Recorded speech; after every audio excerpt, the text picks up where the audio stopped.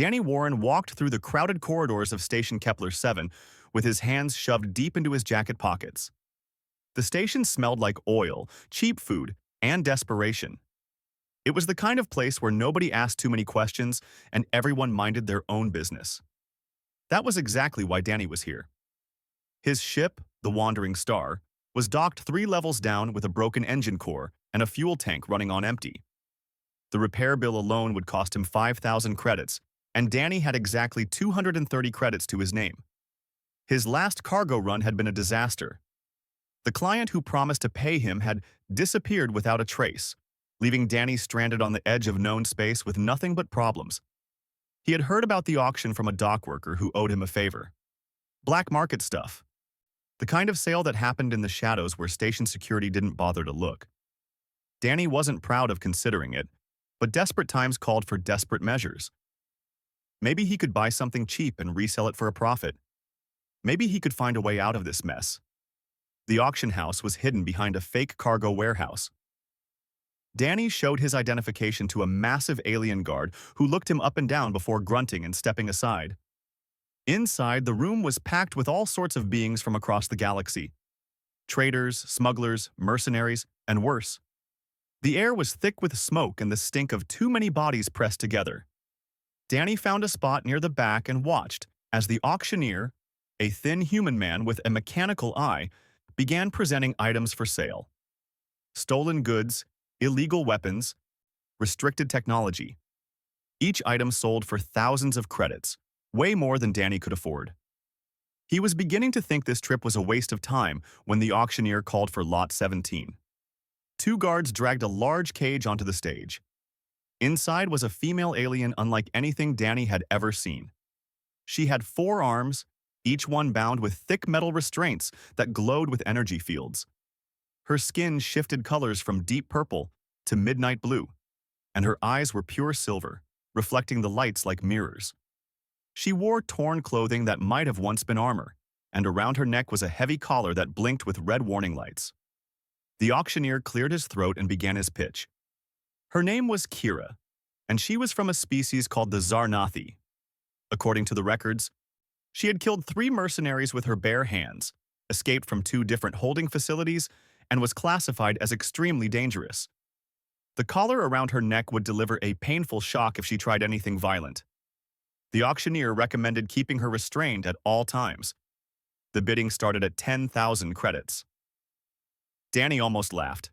He couldn't afford that even if he sold everything he owned. But as the auctioneer kept talking, something strange happened. The price started dropping. 5,000. 3,000. The crowd was nervous about buying something so dangerous. Who wanted to purchase a killer alien who might turn on them the first chance she got? Danny found himself staring at Kira. She wasn't looking at the crowd with fear or anger. She was looking at them with cold calculation, like a predator studying prey. But there was something else there too, something Danny recognized because he had seen it in his own mirror lately. Exhaustion. The kind of tiredness that came from fighting too long with no hope of winning. The price dropped to 1,000 credits. The room went quiet. The auctioneer looked frustrated, clearly hoping for more money. Danny's hand moved before his brain could stop it. He raised his arm and called out his bid. Everyone turned to look at him. The auctioneer seemed surprised but recovered quickly. He asked if anyone wanted to bid higher.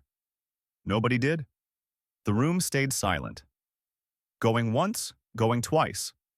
Sold to the human in the back for 1,000 credits. Danny's heart was pounding as he made his way to the front. What had he just done? He didn't have a plan for this. He had bought a dangerous alien warrior with the last of his money, and he had no idea what to do next. The auctioneer took his credit chip, deducted the payment, and handed Danny a small remote control along with a data chip. The remote controlled the shock collar. The data chip contained Kira's file, her species information, and a long list of warnings. The auctioneer leaned close and whispered that Danny should keep the collar active at all times and never turn his back on her. Then the guards unlocked the cage and pushed Kira forward. She stood slowly, her 4 arms still bound, her silver eyes locking onto Danny. She was tall, at least 7 feet, And even restrained, she moved with a grace that suggested deadly skill. Danny swallowed hard and gestured toward the exit. They needed to get back to his ship before he could figure out what came next. Walking through the station with Kira behind him felt like the longest journey of Danny's life. People stared. Some moved quickly out of the way. Others whispered and pointed. Station security watched them pass but didn't interfere. Slavery wasn't technically legal in this sector, but the law had a lot of gray areas when it came to convicted criminals and indentured servants. When they finally reached the Wandering Star, Danny led Kira up the boarding ramp and into the ship. The interior was small and cramped, designed for a crew of 3 but currently home to only Danny. He showed Kira to the spare crew quarters, a tiny room with a bed, a storage locker, and a small bathroom. Then Danny did something that surprised both of them. He looked at the shock collar around her neck and then at the remote in his hand. The smart thing would be to keep it active, to maintain control over this dangerous alien he had just purchased. But Danny had never been good at doing the smart thing when it went against his gut. He pressed the release button on the collar. The first day after bringing Kira aboard was the quietest day Danny had experienced in years. He stayed in the cockpit, working on navigation charts and trying to figure out how to pay for repairs with 0 credits. Kira stayed in her quarters and didn't make a sound. Danny brought her food 3 times, leaving the tray outside her door and knocking gently before walking away. Each time he came back later, the tray was empty, but she never opened the door while he was there. On the second day, Danny decided to give Kira some space and focus on his ship problems. He spent hours in the engine room, trying to patch together temporary fixes with spare parts and hope. The Wandering Star was old but reliable, and Danny knew every inch of her systems. He managed to get the auxiliary power back online, which meant they at least had life support and basic functions. The main engine was still dead though, and without it they weren't going anywhere. While Danny was covered in grease and frustration, he heard footsteps behind him. He turned to find Kira standing in the doorway of the engine room. She had cleaned herself up and changed into some of the spare clothes Danny had left for her. The clothes didn't fit quite right with her forearms, but she had made them work. Her skin was shifting between shades of blue and purple, which Danny guessed was some kind of mood indicator. Kira looked at the broken engine core and then at Danny. She moved closer, her silver eyes scanning the machinery with interest. Then she reached out with 2 of her hands and pointed at a specific junction where Danny had been struggling with the power coupling. She made a gesture that clearly meant he was doing it wrong. Danny raised his eyebrows. "You know about ship engines?" Kira nodded slowly. She pointed at herself and then at the engine, making it clear she had experience with this kind of technology. Danny handed her a tool, curious to see what she would do. What followed was impressive. Kira's 4 arms worked together with perfect coordination, manipulating multiple components at once in ways Danny never could with just 2 hands. Within 20 minutes, she had fixed the connection that Danny had been fighting with for hours. They worked together for the rest of the day. Kira didn't speak, but she didn't need to. She would point, gesture, and demonstrate what needed to be done. Danny followed her lead and learned more about his own ship's systems than he had known before. By evening, they had the main engine operational again. It wasn't perfect, but it would get them off the station. That night, Danny made dinner for both of them. Real food, not ration packs. He wasn't a great cook, but he could manage basic meals. He set 2 plates on the small table in the common area and called out to Kira. She emerged from her quarters slowly, watching him with cautious eyes. Danny sat down and started eating, trying to act casual even though his heart was racing. Kira sat across from him. She picked up the fork with one hand, studying it like it was a foreign object. Then she tried the food. Her expression didn't change much, but she kept eating, which Danny took as approval. They ate in silence for a while before Danny decided to break the ice. He told her about himself, about growing up on Earth in a small town where everyone knew everyone, about joining the merchant fleet when he was 18 because he wanted to see the stars, about buying the Wandering Star with money he had saved for 5 years, about the good runs and the bad runs and how, lately, there had been more bad than good. He talked about his parents who still lived on Earth, who worried about him but supported his dreams anyway. Kira listened without interrupting. When Danny finished, he asked her about herself. At first, she didn't respond. Then, slowly, she began to speak. Her voice was rough from lack of use, but her English was clear even if her accent was strange. She told him about the Zarnathi people. They were an old race, once numerous and powerful, but now reduced to scattered populations hiding in the edges of civilized space. The Krell Consortium hunted them because the Zarnathi had natural abilities that made them valuable as slaves. They could sense danger before it happened, making them perfect guards. They were strong and fast, making them ideal soldiers, and they were naturally loyal to those they bonded with, which made them trustworthy servants. Kira had been a guardian for her clutch, protecting her family and community. But the Krell found them. They attacked in the night with overwhelming force. Kira fought as hard as she could, but there were too many. Her family was captured and sold to different buyers across the galaxy. Kira was taken too, but she refused to accept her fate. She escaped and fought back. She killed the mercenaries who tried to recapture her. She destroyed the facilities that held other Zarnathi prisoners. But each escape made her more valuable and more notorious. The price on her head grew higher. Eventually, she was caught again and sold at the auction where Danny found her. She had been ready to die fighting rather than accept slavery. Then this strange human had bought her and immediately freed her. It made no sense to Kira. In her experience, other species didn't show mercy without expecting something in return. Danny listened to her story with growing sadness. He couldn't imagine what it felt like to lose everything and everyone you loved. He told Kira that he understood why she fought. Anyone would do the same in her situation. He also told her about Earth's history, about how humans had once enslaved each other and how it took generations of struggle to end that darkness. It wasn't a proud part of human history, but it taught them that freedom was worth fighting for. Kira asked him why he had freed her. What did he want from her? Danny's answer was simple. He didn't want anything. He had bought her because the situation felt wrong, and freeing her was the right thing to do. If she wanted to leave and search for her family, he would help her. If she wanted to stay and help him get back on his feet, he would appreciate it. But the choice was hers. She wasn't his property or his servant. She was a person, and people deserve to make their own decisions. For the first time since Danny had met her, Kira's expression changed. Her silver eyes seemed to soften, and her skin shifted to a lighter shade of blue. She said something in her own language that Danny didn't understand, but it sounded like a blessing or a thank you. The third day, Kira asked Danny what his plans were. He admitted he didn't have much of a plan beyond getting off this station and finding work. The engine was running, but he still needed fuel and supplies. He had no money and no prospects. Kira thought about this for a moment, then told him she knew people. The underground network of freed slaves and resistance fighters against the Krell. They always needed transport for people and goods, and they paid well if you could be trusted. Danny asked if she trusted him enough to introduce him to these people. Kira looked at him for a long moment, then nodded. Yes, she did.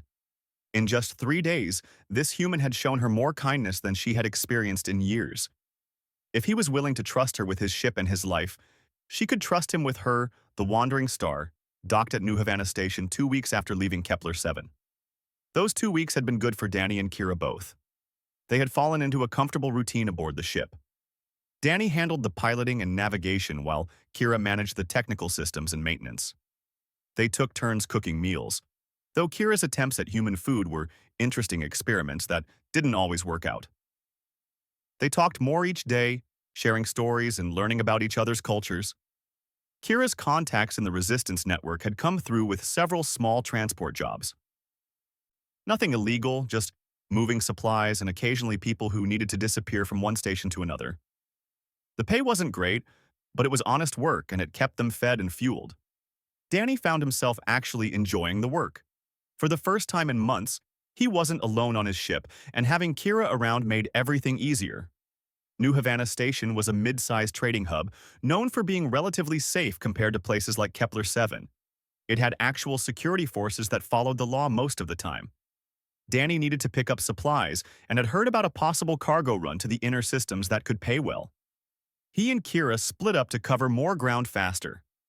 She went to check on ship supplies while he headed to the trading district to meet with potential clients. The meeting went well. A merchant named Chen wanted to ship medical supplies to a colony that had been hit by a plague. Legal cargo, good pay, and a destination in civilized space. Danny shook hands on the deal and agreed to pick up the cargo the next morning. He was feeling optimistic as he walked through the supply depot on his way back to the ship. That's when three large figures stepped out from between storage containers and blocked his path. They were Krell, members of the species that had enslaved Kira's people. They looked like someone had mixed a lizard with a bear and made it walk upright. Scales, claws, and muscles covered in tactical armor. The leader had a scar across his snout and eyes that glowed yellow in the dim light of the depot. The Krell leader spoke in rough English. "You are the human who bought the Zarnathi female at Kepler 7. We have been looking for you." Danny's mouth went dry, but he tried to stay calm. "I don't know what you're talking about." The Krell laughed, a sound like rocks grinding together. "Do not lie. Station records show your ship registration. You purchased Krell Consortium property. That property is worth 50,000 credits. You will return her to us, or you will compensate us for our loss." Danny felt anger rising in his chest. "She's not property. She's a person, and I'm not handing her over to slavers." The second Krell pulled out a weapon, a nasty-looking energy pistol.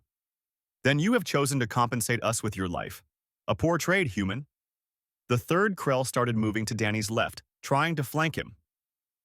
Danny's mind raced. He wasn't a fighter. He was a trader who had gotten lucky in a few bar fights, but these were professional mercenaries. He was going to die in this supply depot, and there wasn't anything he could do about it, except he had to try, because if he didn't, they would take Kira, and she had already suffered enough. Danny wasn't going to let that happen. He put his hands up slowly. "Look, we can talk about this. I don't have 50,000 credits, but maybe we can work something out." The Krell leader smiled, showing rows of sharp teeth. "Too late for talking, human. You should have thought of that before you interfered with consortium business." The Krell with the gun raised it, pointing it at Danny's chest. Time seemed to slow down. Danny saw the finger tighten on the trigger. He tried to move, tried to dive for cover, but he knew he was too slow. Then Kira was there. She came from above, dropping from the top of a storage container like a falling shadow. All four of her arms were in motion before she even landed. One hand grabbed the gun arm of the second Krell and twisted it backwards with a sickening crack. Another hand struck the Krell's throat with precise force, dropping him to the ground, gasping for air. The leader turned, faster than something his size should move, and swung a massive fist at Kira. She ducked under it smoothly, her skin shifting to dark purple, almost black. Two of her hands caught his arm while her other two struck his midsection with enough force to dent his armor. The Krell leader staggered back, surprised and hurt.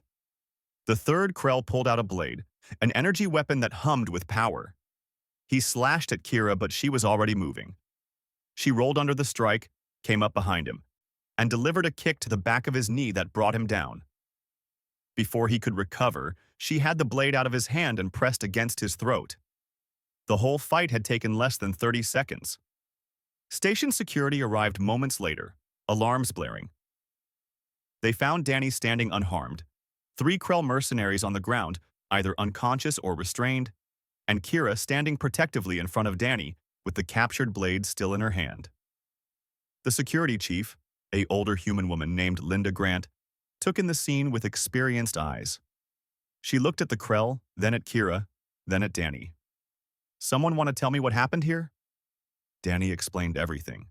The auction at Kepler 7 freeing Kira, the Krell demanding he return her or pay them. Linda listened carefully, then checked the Krell's identification. They were registered enforcers for the Krell Consortium, but they had no legal authority on New Havana Station. More importantly, the slavery paperwork they carried wasn't valid under the station's laws. Linda made her decision. The Krell would be held for questioning and then deported. Their weapons would be confiscated. As for Danny and Kira, she pulled them aside for a private conversation. She looked at the ownership papers Danny still carried. "These papers say you own her. Is that true?" Danny shook his head. No, I freed her the day I bought her. She's her own person. Linda turned to Kira. Is that correct? Are you here by choice? Kira nodded. Yes. Danny freed me. I stay with him because I choose to stay. Linda took the papers and fed them into a document destroyer. Then as far as New Havana Station is concerned, those papers never existed. You're a free citizen, Kira. Both of you are clear to go. As they walked back to the Wandering Star, Danny was still shaking from the adrenaline. He looked at Kira, who had returned to her normal blue and purple coloring. Thank you. You saved my life back there. Kira stopped walking and turned to face him. Her 4 eyes were intense as she spoke. You freed me when you had no reason to. You treated me with respect when others saw only a dangerous animal. You stood up to the Krell even though you knew you could not win. These are the actions of a true warrior, Danny. Among my people, such actions create a life debt. I am your guardian now, whether you want one or not. Danny didn't know what to say. He had never thought of himself as brave or special. He just tried to do what felt right. But looking at Kira, seeing the determination in her eyes, 3 months had passed since the incident on New Havana Station. The Wandering Star had become a familiar sight at various stations and colonies throughout the sector. Danny and Kira had built a solid reputation as reliable transporters who could be trusted with sensitive cargo. Their client list grew steadily, and for the first time in years, Danny was actually making a profit. But more than the financial success, Danny had found something he didn't know he was missing. A real friendship. Kira was nothing like anyone he had ever known. She was incredibly smart, picking up new skills and information with ease. She was funny too, once Danny learned to recognize her sense of humor. Her people expressed amusement differently than humans. A slight color shift and a particular tilt of the head. But when she thought something was funny, her laughter was genuine. They spent long hours in hyperspace talking about everything. Kira wanted to know about Earth, about human culture and history. She was fascinated by human art and music, concepts that her people approached differently. Danny played her songs from his collection, everything from classical to rock.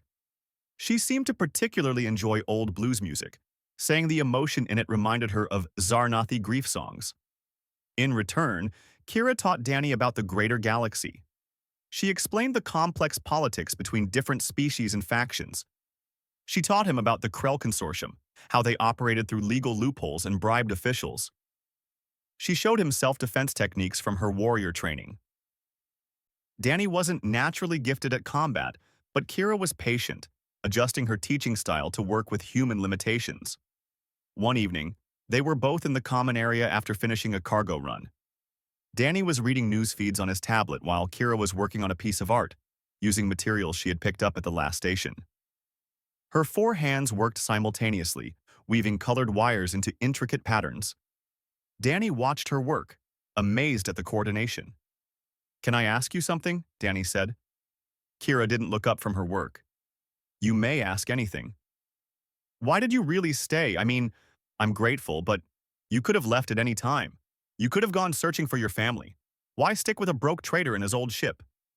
Kira's hands paused. She set down her artwork and looked at Danny with those silver eyes. I have thought about this question many times. At first, I stayed because of the life debt. You freed me and showed me kindness. My honor demanded I protect you, but that is not why I stay now. Then why? Kira's skin shifted through several colors before settling on a soft purple. I have traveled across many worlds, Danny. I have met hundreds of different beings from dozens of species. Most of them looked at me and saw only what I could do for them. A weapon, a slave, something to be used. Even among my own people, I was valued for my ability to fight and protect, not for who I was inside. She gestured around the ship with all 4 arms. But you strange human, you looked at me in that cage and saw a person who needed help. You did not think about profit or advantage. You just wanted to do what was right. And when you freed me, you asked for nothing in return.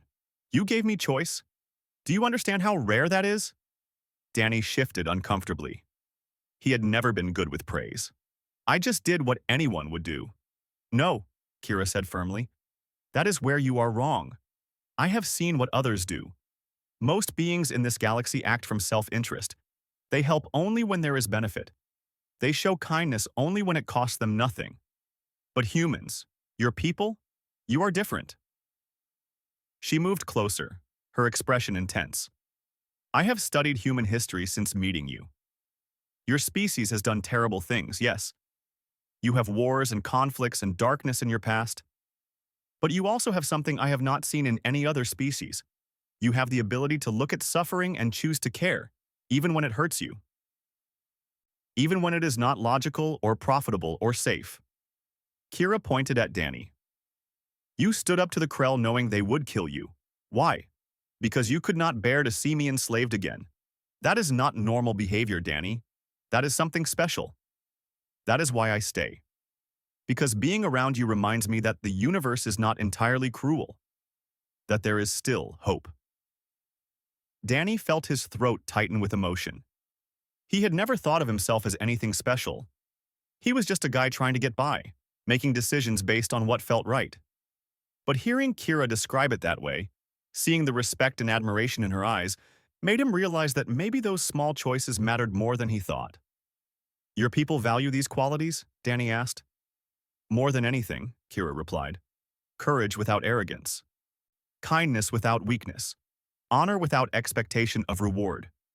These are the marks of a true warrior in Zarnathi culture. Not fighting skill or physical strength, but the strength of character. You possess all of these, even if you do not see it yourself. They sat in comfortable silence for a while. Then Kira spoke again, softer this time. I received a message yesterday from the Resistance Network. Danny sat up straighter. What kind of message? They have located my family. My mother, my 2 siblings, and several members of my clutch. They are being held in a Krell fortress on the edge of the Vortan Nebula. The Resistance is planning a rescue operation, but it is dangerous. They asked if I would help, as I know Krell tactics better than anyone. Danny's heart sank. He had known this moment would come eventually. Kira had stayed with him for 3 months, but her family needed her. When do you leave? Kira tilted her head. That gesture Danny had learned meant confusion. Leave? I am not leaving. But your family. We'll be rescued with both of our help, Kira finished. Did you think I would go alone? We are partners, Danny. You taught me that partnership means facing challenges together. Besides, this fortress is heavily defended. They will need your human unpredictability and my combat skills. Together, we have a better chance. Danny started to protest. This wasn't his fight. These weren't his people. Going into a Krell fortress was basically suicide. But even as he thought these things, he knew he was going to help. Because Kira was right. They were partners. More than that, they were friends.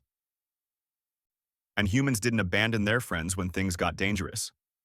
Okay, Danny said. Tell me about this fortress. What are we up against? Kira's skin shifted to a bright, almost glowing blue. Danny had learned this meant she was feeling strong, positive emotions. She pulled up a holographic display showing the fortress layout. It is built into an asteroid, heavily shielded, with approximately 100 guards. The prisoners are held in the lower levels. The Resistance plans to attack from 3 different angles to divide their forces. And where do we come in? The Resistance will provide the main assault. We will infiltrate from an unguarded maintenance tunnel they have mapped. Once inside, we free the prisoners and get them to the escape ships. Simple. Danny laughed despite the seriousness of the situation. Simple, right. Nothing about this sounds simple. Kira reached out with one of her hands and placed it on Danny's shoulder. I know you are afraid. I am afraid too. But I have learned something from watching you these past months. Being afraid and doing the right thing anyway, that is true courage. And you, Danny Warren, are the most courageous human I have ever met. Danny looked at his friend, this incredible alien warrior who had somehow decided he was worth protecting and respecting. He thought about her family, trapped and enslaved. He thought about all the other beings suffering under the Krell Consortium's cruelty.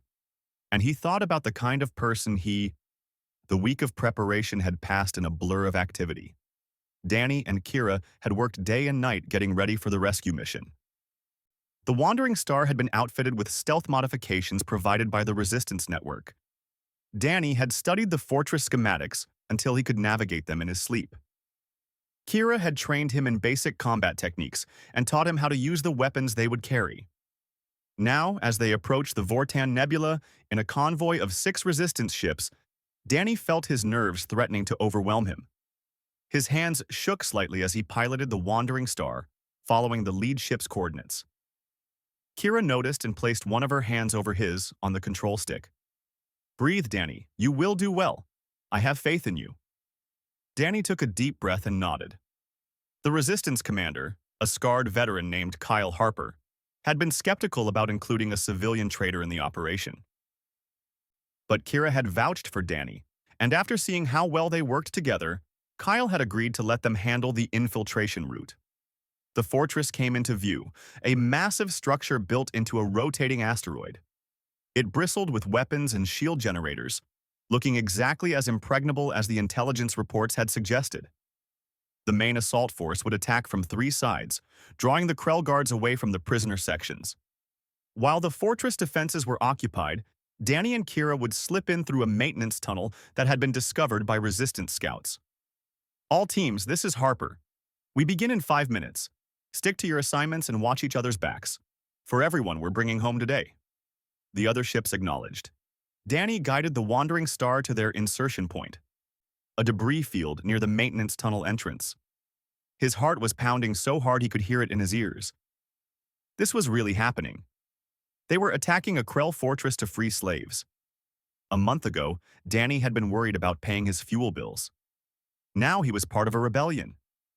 Kira was already in her combat gear, a flexible armor suit that accommodated her 4 arms. She had weapons strapped to each limb and moved with the fluid grace of a trained warrior.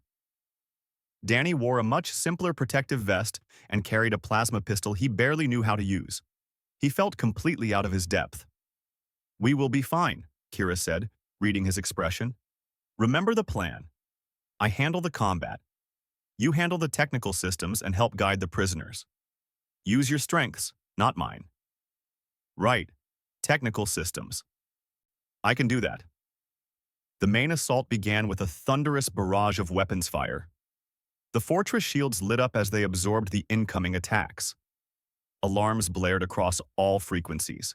Every Krell guard in the facility would be rushing to defensive positions. That was their cue. Danny maneuvered the Wandering Star close to the maintenance tunnel entrance, a small airlock hidden among the asteroid's rocky surface. Kira used a device provided by the Resistance to override the airlock security.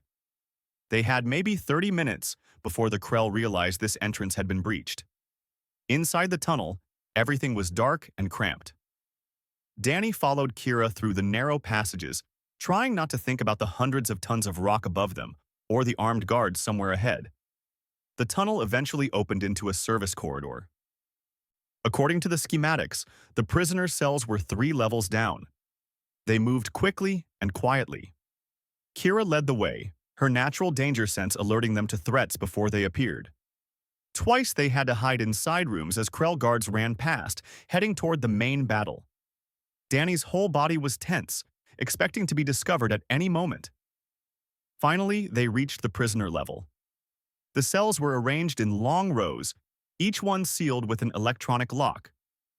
Through the transparent doors, Danny could see dozens of Zarnathi in various states of health.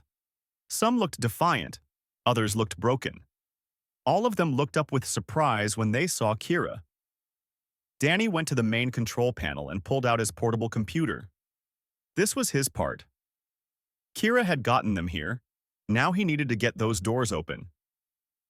He started running the override program the Resistance had provided, his fingers moving quickly across the keyboard. Come on, work." The program hit the first security layer and cracked it. Then the second. Danny was sweating despite the cool air. The third layer was tougher, but he had learned a few tricks from Kira about Krell security systems. He tried a different approach, routing through the maintenance protocols rather than the security ones. With a satisfying click, every cell door on the level unlocked simultaneously. The prisoners emerged cautiously at first, Then, with growing excitement as they realized what was happening, Kira called out to them in her own language, her voice carrying authority and confidence. Danny didn't understand the words, but he understood the effect. The Zarnathi began organizing themselves, the stronger ones helping the weaker. Then Kira froze. Her skin flashed to almost black, and her 4 eyes went wide. "Danny, get down!" She tackled him to the ground just as weapons fire tore through the air where he had been standing. A squad of 6 Krell guards had arrived, blocking the exit corridor. The battle outside must have stabilized faster than expected, allowing them to respond to the prison breach. Kira was up and moving before Danny could even process what was happening. She engaged the Krell with ferocious intensity, her 4 arms working in perfect coordination. But 6 against 1 were bad odds, even for her. The Krell were trained soldiers in heavy armor, and they had the advantage of range with their weapons. Danny saw Kira take a hit to her shoulder, burning through her armor. She didn't slow down, but he could see she was struggling. The freed prisoners were unarmed and weak from captivity. They couldn't help. It was up to Danny. He remembered everything Kira had taught him. Not about fighting, because he was terrible at that, but about thinking like a human, about using creativity and unpredictability. Danny looked around frantically and spotted a control panel for the level's environmental systems. He ran to it while the Krell were focused on Kira. His fingers flew across the controls, accessing systems he wasn't supposed to be able to access. He found what he was looking for and activated it. The gravity in the corridor suddenly shut off. The Krell, in their heavy armor, were lifted off their feet and started floating helplessly. They fired their weapons wildly, but without stable footing, their aim was useless. Kira, who was used to operating in zero gravity from her combat training, used the opportunity to strike with devastating efficiency. In less than a minute, all 6 guards were unconscious and restrained with their own equipment. When Kira reactivated the gravity and everyone dropped back to the floor, she looked at Danny with something that might have been pride. That was very clever, very human. Danny was breathing hard, the adrenaline making his whole body shake. I panicked and pressed buttons. I'm just glad it worked. It worked because you trusted your instincts. That is what makes your species dangerous to people like the Krell. They cannot predict you. There was no time for celebration. They needed to get the prisoners out before more guards arrived. Danny led the group through the maintenance tunnels while Kira covered their rear. The freed Zarnathi moved as quickly as their weakened bodies allowed. Danny could hear fighting throughout the fortress as the resistance assault pressed forward. They were almost to the maintenance tunnel exit when Danny heard a voice call out in Zarnathi. Kira stopped suddenly, her skin shifting rapidly through multiple colors. An older Zarnathi female pushed through the crowd of prisoners. She was thin from captivity, but moved with dignity and strength. She reached Kira and placed all 4 of her hands on Kira's shoulders in what Danny recognized as an important gesture. Kira said something in her language, her voice breaking with emotion. The older female responded, and suddenly they were embracing. Danny realized this must be Kira's mother. Around them, other Zarnathi were reuniting with family members. Despite the danger and the urgency, Danny felt tears in his eyes. This was why they had risked everything. Kira's mother turned to Danny and spoke in heavily accented but understandable English. "You are the human my daughter has told me about, the one who freed her." Danny didn't know what to say. "I just did." The resistance fleet gathered at a safe distance from the fortress, now a smoking ruin behind them. The freed prisoners were distributed among the various ships for medical care and rest. Danny had offered the Wandering Stars limited space to Kira's immediate family. Her mother, whose name was Vera, and her 2 siblings, Tren and Sala, were now in the common area sharing a meal. Danny watched them from the cockpit, giving them space to reunite after so long apart. Vera was telling stories, her 4 hands gesturing animatedly. Tren, a younger male, kept looking at Kira with obvious admiration. Sala, a smaller female who looked to be in her late teens by human standards, couldn't stop touching Kira's arm, as if making sure she was real. Kyle Harper had contacted Danny personally to thank him for his part in the mission.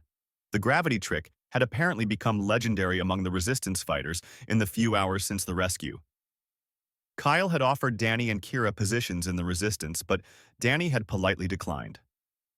They weren't soldiers or rebels. They were just two people trying to make their way in the galaxy while doing the right thing when they could. Kira found Danny in the cockpit an hour later. She sat in the co-pilot seat, her skin a peaceful shade of light blue. "Thank you for giving us privacy. My family is grateful for everything you have done." "They're your family, Kira. Of course I gave you space. How are you holding up?" Kira was quiet for a moment. "I spent so long searching for them, imagining this reunion. I thought I would feel complete when I found them again. And I am happy, truly. But I also feel conflicted." "Conflicted about what?" "My mother expects me to return with them to the Zarnathi settlement in the Outer Rim. They are rebuilding our culture there, trying to preserve what remains of our people. She wants me to take a mate, to have younglings, to help our species survive. It is what I always thought I wanted." Danny felt a knot form in his stomach. "But now you're not sure?" Kira turned to look at him, her silver eyes reflecting the starlight through the cockpit window. "These past months with you have changed me, Danny. I have seen a different way of living, not focused solely on survival and tradition, but on growth and discovery. You have shown me that family is not just who shares your blood, but who chooses to stand beside you. You have become that for me. My family, in the way that matters most." "I feel the same way," Danny said quietly. "You're the best friend I've ever had. But Kira, your people need you. They've lost so much. I can't ask you to choose between them and me. You are not asking. I am choosing, and I choose both." Before Danny could respond, Vera entered the cockpit. She moved with the same grace as Kira, though age had added a certain weight to her presence. She spoke in English for Danny's benefit. "My daughter has told me she wishes to continue traveling with you. She says you have worked together, helping others who are trapped as we were. Is this true?" Danny glanced at Kira, unsure how to answer. "We've been doing some transport work for the Resistance, helping people who need to relocate safely. Nothing as dramatic as raiding fortresses." Vera studied Danny with an intensity that reminded him very much of Kira. "You freed my daughter when you had no obligation to do so. You stood beside her against those who would enslave her again. You risked your life to help free people you did not know. These are not the actions of a simple traitor, Danny Warren. These are the actions of someone who carries honor in their heart." She turned to Kira. "When I was your age, I too left my clutch to see the galaxy. I wanted to understand other species, to learn their ways. My own mother disapproved, but my father told me something I have never forgotten. He said that the strength of our people comes not from hiding in fear, but from engaging with the universe and bringing our values to others." Vera placed two of her hands on Kira's shoulders and two on Danny's. "You have found something rare, both of you. A partnership built on mutual respect and shared purpose. Among my people, such bonds are considered sacred. They transcend species and tradition. If you want my blessing to continue your work together, you have it." Kira's skin brightened to an almost glowing blue. "Thank you, Mother. This means everything to me." Vera smiled, a gesture that involved a subtle shift in her facial features. "But you will visit, and you will send messages. I've only just gotten my daughter back. I will not lose contact with her again." "I promise," Kira said. Over the next few days, the Resistance fleet dispersed to various safe locations. The freed prisoners were given options for where they wanted to go. Some chose to join the settlements in the Outer Rim. Others wanted to continue fighting the Krell Consortium through the Resistance. A few, those who had lost everything and everyone, simply wanted to disappear and start new lives far from their painful memories. Kira's family decided to join the Outer Rim settlement. It was a new colony where Zarnathi from across the galaxy were gathering to rebuild their culture. Tren was excited about the opportunity to learn their people's history. Sala wanted to become a teacher. Vera planned to help organize the community and preserve their traditions for future generations. Danny transported them to the settlement personally.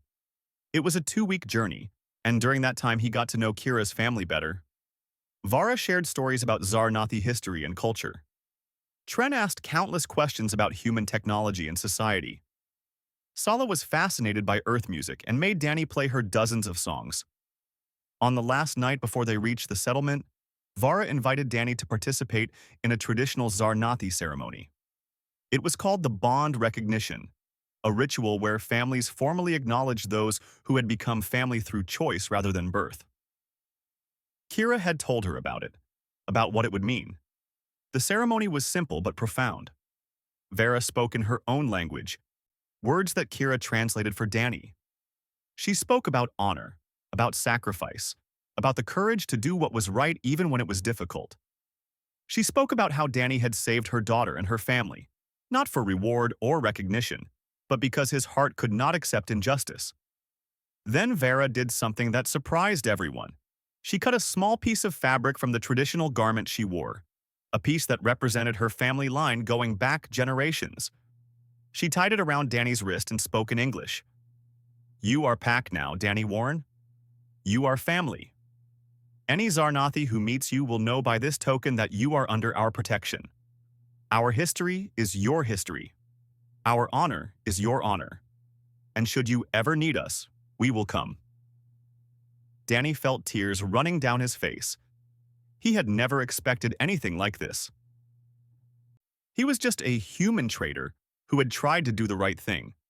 But somehow, through a series of choices that had seemed small at the time, he had become part of something much larger.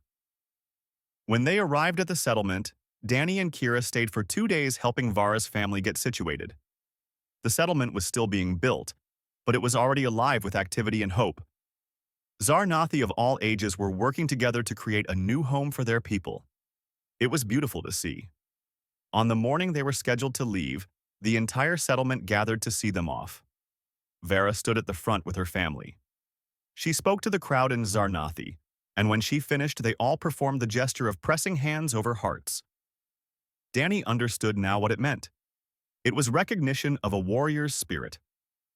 Acknowledgement of someone who embodied the values the Zarnathi held most sacred. As the wandering star lifted off from the settlement, Danny looked at Kira sitting beside him in the co-pilot seat. "So, what now? We've completed the rescue mission. Your family is safe. You could stay here with them if you wanted." Kira shook her head. "My family is safe, yes, but there are others out there who are not.